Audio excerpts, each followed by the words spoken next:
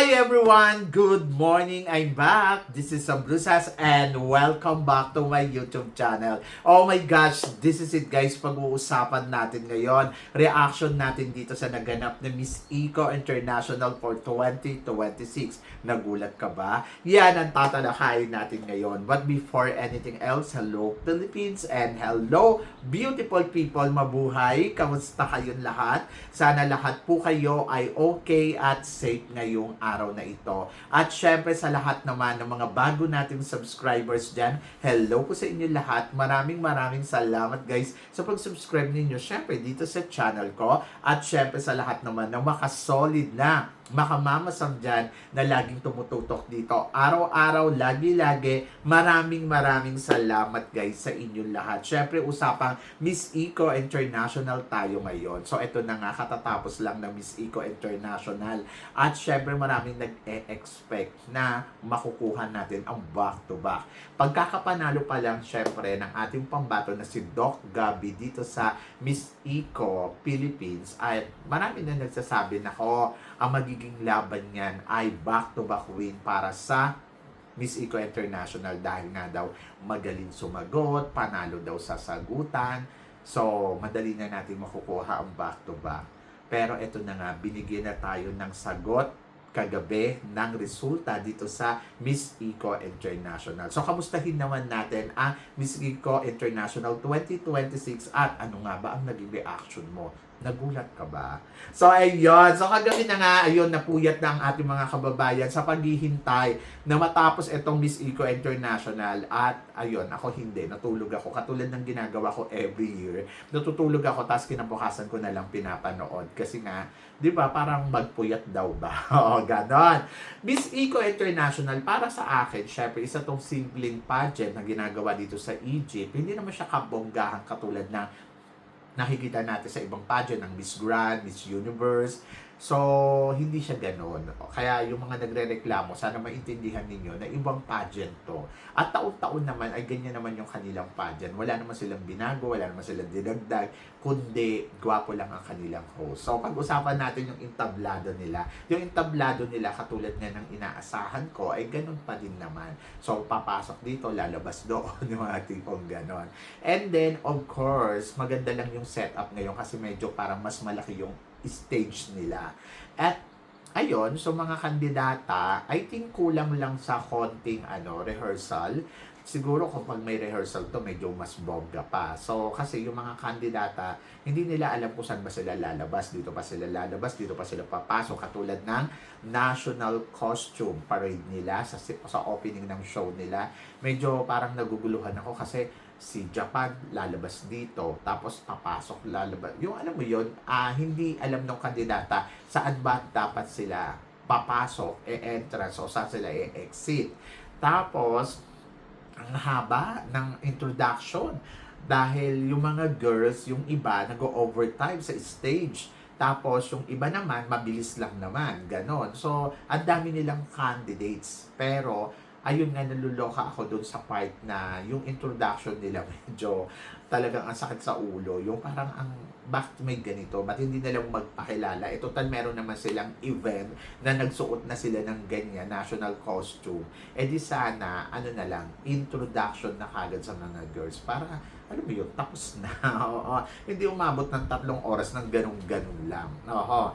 Tapos, pagdating naman sa lighting nila, syempre, hindi naman to yung katulad ng Miss Grand na bongga ang mga lighting. So, tama lang na may ilaw to. Pero, nairaos naman nila ng tama, in fairness. So, pwede mo nang pagtiyagaan. Pero, para sa akin, hindi ako maghihintay ng madaling araw para panoorin ko talaga to. Mas pipiliin kong matulog. Kasi minsan may pinanood akong pageant. Hindi dahil sa ayaw ko sa Miss Eco. I love Miss Eco. Pinapanood ko siya. Ayan, sa umaga na nga lang. Kasi may pinanood ako dating pageant. Napuyat ako. Tapos hindi pa nanalo si Philippines. Tapos, kinabukasan, ayun, ang sama ng timpla ng katawan ko. Dahil sa puyat. So, yun. Kaya, mula noon, sabi ko, itutulog ko na lang bukas na ako manonood. Yung ganon. Kasi syempre, health first, di ba? So, hindi naman po pwede na isugal natin yung health natin ng dahil sa pageant, di ba? So, magpahinga. Tapos, kinabukasan, pwede naman mapanood. Kasi naman, tututok ka ng bonggang-bongga at magpupuyat ka. Hello. So, yan. Pagdating naman, syempre, kay Kit Curtis, ang Miss Eco International, Mr. Eco International, ay naging host nga dito. Sobrang panalo. Ang cute-cute niya talaga. Ang gwapo-gwapo niyang Pilipino. Sa totoo lang. No, gusto ko yung ano niya, personality. Sobrang hambang tignan, ang galing magsalita, di ba? So, yung winner, So, magaling na host, sa madaling salita. Dahil nadala niya ng bonggang-bongga ang Miss Eco International.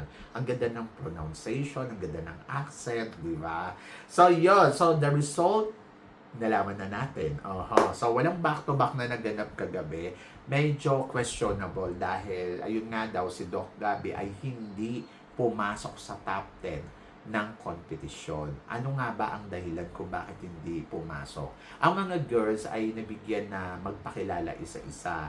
Tapos, ayun, nagkaroon din sila ng production number na may sayaw-sayaw sila na naloka ako. Tapos, after nun, tinawag na yung top 21. Yung top 21, syempre, pumasok ang pambato natin. At congratulations, syempre, sa pambato natin dahil naka-enter ng top 21. Ako naman, kumpiyansa naman ako. And then, ang bawat kandidata na pumasok sa top 21 ay nagsuot ng evening gown. Hindi ko alam kung sa preliminary competition ba ay kinuha nila yung top 21 na i-announce nila dito. Maaaring ganon. Tapos after nun, magpe-present ang mga girls ng evening gown and then doon nila kukunin yung top 10. Tama? Kasi kung pag-uusapan natin na meron na silang naka-assist na parang top 21, then after top 10, I think papasok si Philippines kung yung prelim ang naging basihan nila para sa top 10 nila. Kasi parang feeling ko, nung prelim ay nag-perform naman ng bonggang-bongga ang pambato natin at nanalo pa siyang top model. So sa madaling salita, yung nanalo siya ng top model is isa sa mga top contender during the preliminary competition. And I think makaka-enter siya sa top 21. Pero, hindi ko alam kung si Thailand nawala ba sa eksena sa top 21. Hindi ko masyado matandaan. Anyway, so may top 21 na talaga sila. And then, doon yun sa prelim. Tapos, yung top 10 na kukunin nila dito ay para naman sa yung presentation nila sa evening gown. So, doon na magka-cut, di ba? Kung doon magka-cut, I think, ang naging problema kung bakit hindi nakapasok ang ating pambato ay yung kanyang evening gown na suot na inilabas niya dito sa top 21 competition kagabi. Na ito ay gawa ni, sino bang may gawa nito? Si Paulo Blanco. So, yung suot kagabi ni ay si Paulo Blanco ang designer, di ba? Hindi ko naman sinasabing hindi maganda yung gown. Maganda yung gown. Actually, maganda yung gown eh. Na-distract lang ako doon sa color white yung nandirito. Kahit ako yung nanonood ako, yung tinignan ko yung gown, napaka-elegante ng kulay. Pero siguro mas naging maganda ang gown ni Gabi kung wala yung ganito, yung color X, yung color white na X sa harapan na kinuntinyo palikod. Alam ko ayun yung parang style ng gown, pero kasi kung wala yun sa harapan tapos nilagay niya lang sa likod na white na parang maging shawl, I think it's bongga. Pero kasi ayun kasi yung distracting. So parang doon lang sa part na yun medyo nalungkot ako. And then, siguro, mas maganda kung ang inayos sa buhok niya ay binanat. Katulad ng ginawa niya nung prelim, yung banat na ganon. So, siguro mas bongga yun. So, yan. Mas parang lalaban. Wala na yung white dito sa halapan, tapos binanat, and then, magmumukhang elegante talaga yung gown. To be honest, yung gown, sobrang ganda ng kulay. Gusto ko yung color, gusto ko yung tela. Pero hindi ko nagustuhan yung white nung nasa harapan. Sorry to say, ayun talaga yung parang nakaka-distract. Actually, nakita ko na din yung gown na yun na suot ni Bea Milan-Windorski. For pictorial, I think it's okay. Pero yun doon sa pageant night na ilalaban mo siya, hindi siya naging given para pumasok si Bea Milan doon sa top, doon sa top 10 ng competition. So, kasi kung titingnan mo, yung mga pumasok sa top 10 ay sina Ukraine, Australia, Malaysia, Mexico, Indonesia, Chile, Brazil, Colombia, Nigeria, Nepal. Pansinin mo yung gown nila, maliban kay Nepal. Si Nepal medyo hindi ko bete. Mas better pa nga yung kay Kung wala yung white dito ni yung white dito ni tawag dito ni Bea, ni Gabi, ni Doc Gabi, sa Bea ako ng Bea. Ni Doc Gabi, kung wala yung white dito, I think ang bongga. Ang bongga-bongga ng gown na yun. So, yan. Ayun lang, medyo distracted lang talaga ako doon sa At siguro, yun din, yung judges na parang, hindi naman siguro nangulelat, pero siguro maaaring nasa top 12 or 11, na ganon. Or nasa top 15, yung choices ng ranking ng gown ni Kasi parang feeling ko, it's not about the face, it's not about kung sino ba yung matalino, kung sino ba yung magaling. It's about how to present yourself, at especially yung gown, kasi gown competition na to, kumbaga evening gown competition, and then ayun, so sana talagang bonggahan dapat talaga dyan sa part na yan, para alam mo yun, mas lumebel ka for the next round. Kasi sa totoo lang, ang mga nakapasok sa top 10, kakayanin niya to na manalo kung makakapasok si Gabi si Doc Gabi. Kung makakapasok si Miss Philippines dito sa top 10, I think mas kakayanin niyang manalo, mas kakbog, mas parang feeling ko, mas makakasagot siya ng bongga, at papasok pa siya for the next round, di ba? So ako, ine-expect ko, ang resulta ay magiging magiging top 5 siya. Hindi ko naman ine-expect na magba-back to back dahil hindi ko talaga nakikita. Sabi ko nga sa inyo, first runner-up ang pwede niya talagang marating. Okay na ako doon. Pero nalungkot ako kasi top 21 lang ang narating ni Gabi. At dahil doon siguro sa gown na suot niya, hindi naging given para sa top 10 or hindi nagustuhan ng hurado, 'di ba? Hindi naging maganda sa mata ng hurado. Pero para sa akin, the gown was good. Kaya lang nakaka-distract lang talaga yung white sa X dito. So, ganun talaga competition. Choices nila 'yon. At ayun yung inilaban nila. Wala tayong magagawa. Ang alam ko, meron pang isang gown na pagpipilian sana. Yung kay Ryan, maganda yung pagkagawa din, sexy at bongga. So, hindi ko alam. Kaya lang hindi yun ang napili nila suotin Pero, eto naman sa gawa ni Paulo Blanco, maganda naman. Kaya lang, ayun nga lang, medyo distracted lang yung Yung kay Bea kasi yung nakita ko maganda Maganda yung sinuot ni Bea. Pero yung pagdating kay Gabi, parang hindi naging nag-work sa ilaw, sa stage, hindi siya nag-work. Hindi sa sinasabi ko na bakit yun ang sinuot Kumbaga parang ang sinasabi ko, parang sana naging wise tayo sa pagpili ng mga susuotin o ipapasuot sa mga kandidata natin na ilalaban natin. Hindi naman kasalanan ni Paulo Blanco kung hindi siya pumasok sa semifinals, di ba? At hindi nagustuhan ng hurado yung suot ng gown. Kasi para kay maganda yun. At ilaban. Pero depende na kasi talaga yan kung paano mo dadalhin, kung paano mo talaga ilalaban. Yung iba naman ang komento, kulang sa energy at sa pasarela, sa emote.